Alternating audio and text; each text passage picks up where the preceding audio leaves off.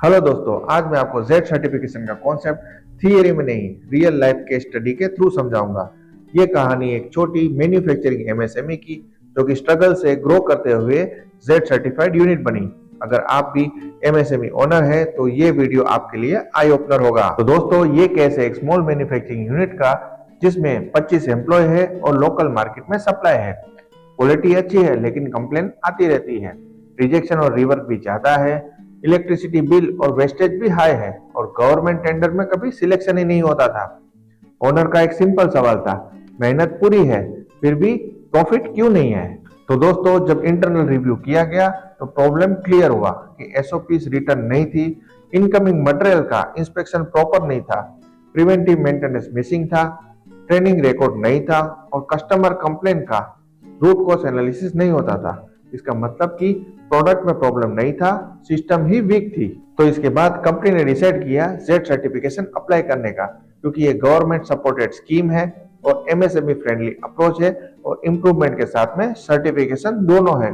और इसमें सबसे इंपॉर्टेंट चीज है इसका step by step growth model. तो आइए देखते हैं कंपनी की जेड इम्प्लीमेंटेशन जर्नी। दोस्तों, इसमें 4 स्टेप है। स्टेप 1 में रजिस्ट्रेशन एंड सेल्फ असेसमेंट। इसमें जेड पोर्टल पर रजिस्ट्रेशन हुआ, क्वेश्चनर फिल करते ही गैप समझ में आ गए। स्टेप 2 में गैप एनालिसिस हुआ, जिसमें एसओपीज बनाए गए, इंस्पेक्शन फॉर्मेट रेडी हुए और मेंटेनेंस शेड्यूल स्टार्ट हुआ।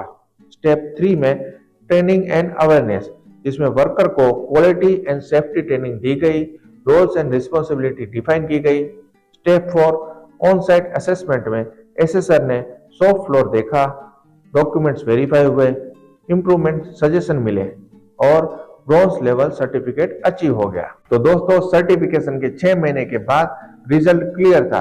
रिजेक्शन रेट 30% तक कम हुआ, साथ में रिवर्क भी सिग्निफिकेंटली रिड्यूस हुआ और इलेक्ट्रिसिटी बिल भी 15% तक कम हुआ। साथ में कस्टमर सेटिस्फेक्शन भी इंप्रूव हुआ और टीम डिसिप्लिन भी स्ट्रांग हुआ और सबसे बड़ी बात, ओनर को बिजनेस पे कंट्रोल मिला।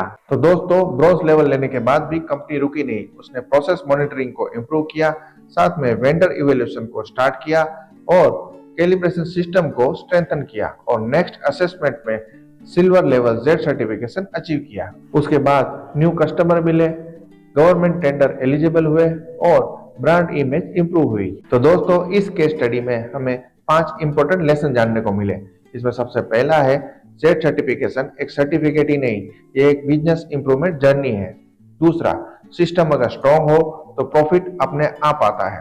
तीसरा, स्मॉल इंप्रूवमेंट का भी बहुत बड़ा इंपैक्ट होता है।